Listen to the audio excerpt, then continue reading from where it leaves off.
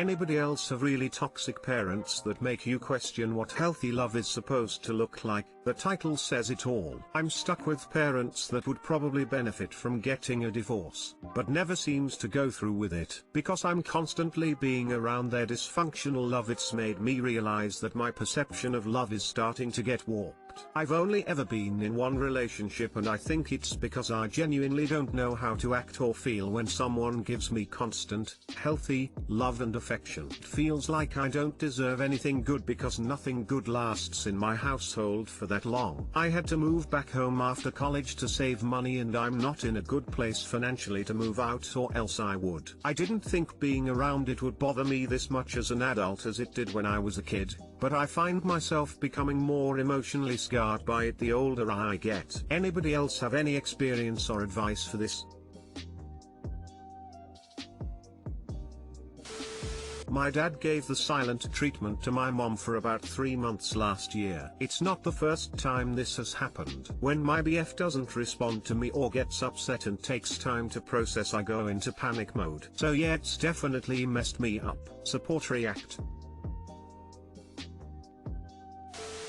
Definitely have experience in this. Not sure about advice really. It's definitely going to make finding a healthy relationship difficult, because it will definitely be easy to see toxic relationships as normal and you justify a lot of behaviors because of it. Healthy relationships can make you worried because they will seem too good to be true, and you spend a lot of time worrying that the other shoe will drop. Therapy could be a good place to start. Getting into a better situation can help, but may not be the easiest right now. Thanks for the advice. I was really lucky in that my first relationship was super healthy, but I definitely brought my own baggage into it. The part about waiting for healthy relationships to fail because that's what you're used to really resonates with me. I was with a guy that had the epitome of healthy parents, so he didn't really understand why I would self-sabotage things when they were going so well. He just couldn't understand how dysfunctional parents can affect your view of love, even though he wanted to so badly. I agree that therapy would be a smart step for me to take, but sometimes all it takes is a third person telling you that's what you need in order to set those healthy boundaries for yourself. Thanks a lot, Anon.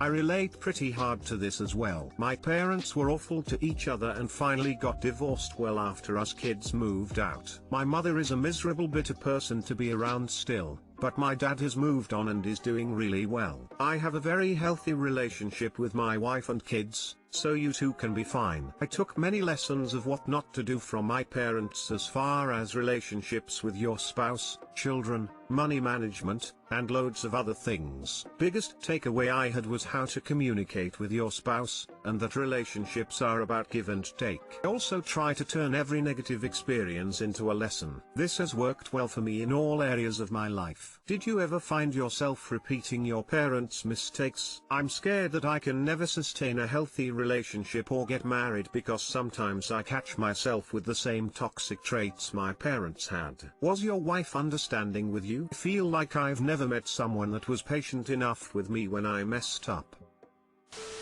I relate to this post so hard. My parents' ideas around love and family are dysfunctional, but they work with each other since they both think the same way. When I go home for too long, I start to feel crazy for not wanting a relationship like they have. I had a serious relationship with a lovely guy who definitely had some of his own baggage around relationships, but it was so different from what I had seen in my family that it didn't raise any red flags. Where my family is super close but overly involved and connected, my dad literally does not even want to go to the store or go for a walk by himself, and my mom normalizes that. My guy needed so much alone time. I was so happy not to have a dynamic like my parents that it took me a long time to realize that what I need is somewhere in between, ultra connected and really distant. Sounds really obvious, but when you're in the relationship and feelings are involved, I think it's much more difficult. Sending love to you on your journey and hoping we both find a love that is healthy for us. You are not alone! Exclamation mark.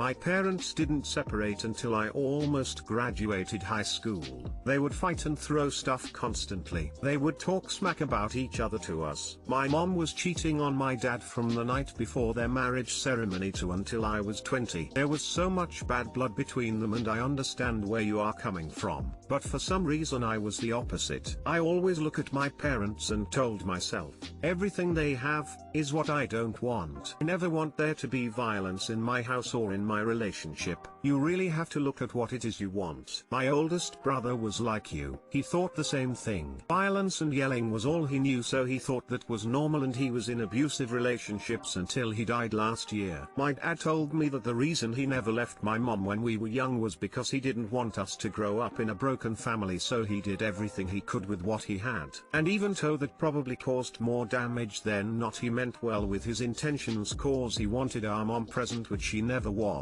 But now they are separated and filing for a divorce, so it's all good. Anyway, the point of this comment is to ask your parents if they are unhappy, why not divorce?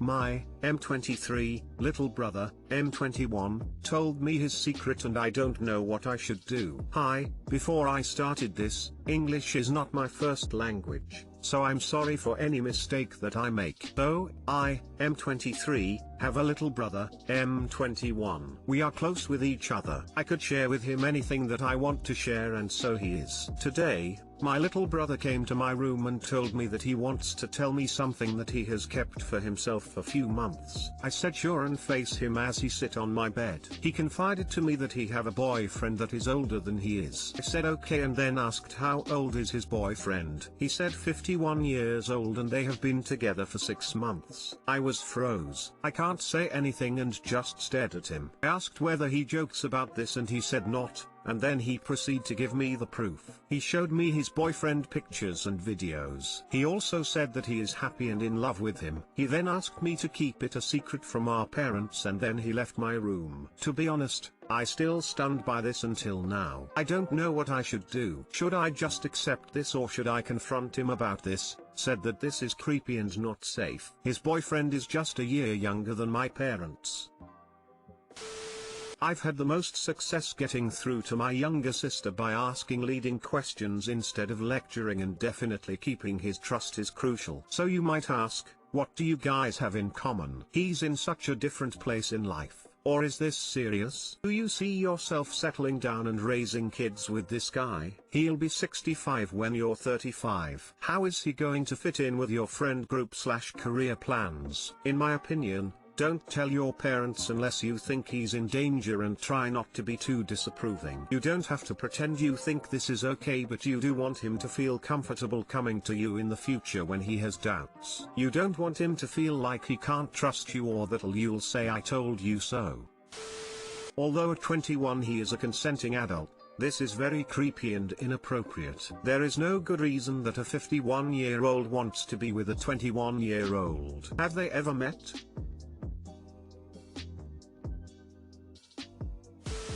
I would just let him know he can confide in you if he needs any advice or anything about his relationship. I personally think age gaps like that do not usually work out well, but I also don't like to judge based off of it. Just make sure you're there for him. If he feels comfortable enough telling you, let him know you're there for any advice he needs. Don't tell your parents unless you have any reason later on to think he may be in danger. He's still young, and he'll learn a valuable lesson if anything. Continue to be there for him, and I'm sure it'll work out having someone to advocate for him on his side. Thank you so much.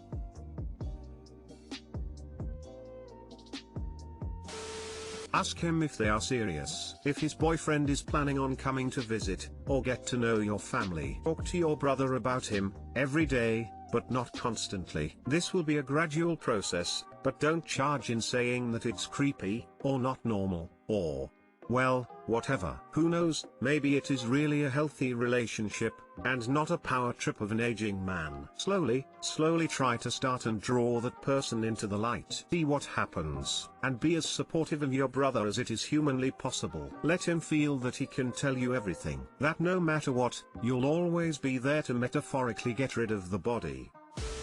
I've been in similar situations because my younger sister only dates older guys. She ends up with married men and ends up getting hurt. Also felt a bunch of different emotions because it didn't seem right in my head, but she is her own person. All you can do is be there for them and support them even if you don't agree with their choices. As long as you stay supportive and non-judging, your sibling will be safe because they will feel safer talking to you about their relationship and not feel like hiding anything from you. My 36F boyfriends, 38M and 43M, apparently know and hate each other. Do I need to be involved in this? I, 36F, work as a lodge host / wildlife photography guide in rural Alaska, and it's kind of hard to maintain a long-term relationship because I'm gone for 2 to 4 weeks at a time all the time, and most of the people I meet are also in jobs with unstable schedules / passing through. So I make no secret of the fact that the relationships I have are temporary and I will be seeing other people while they're gone. Like actually sit down and talk about how I operate. That's not the issue here. Lately, I have 2 men I've been seeing intermittently. J, 38M, names changed for privacy, works as security for the oil drilling operations, and Mason, 43M, is an advocate / lawyer for the tribes out here. Both men are smart, funny, religious, in the cool do right by your fellow man way, not the cult way, great in bed, and honestly I really thought they'd be friends if they met. Both of them know I see other men, and sometimes women, but not specifically that I'm seeing Jay and Mason. So, a few days ago, I was with Jay and the subject of lawyers came up and he went on a rant about this one lawyer who screwed his family out of their ranch in some kind of land use suit and they nearly lost their house. I was going, wow, what a shithead, until he told me it was Mason. I have no doubt Jay's family got the short end of a stick, but I'm wondering what the exact circumstances were. So the next morning I call up Mason to ask about the case. Mason explains it was kind of a ranchers and the tribes got screwed by the state deal, but Mason had to represent his clients. I felt bad for the family, but man, their son is a menace. Then went on about how Jay was in a gang that would get in major bar fights and harass his clients. So obviously I have terrible taste in men, but am I like obligated to tell either of them I'm seeing the other? Dump them both quietly? It'd be a shame to do so because I'm fucking lonely and individually I get on with both of them great. But it's a small town,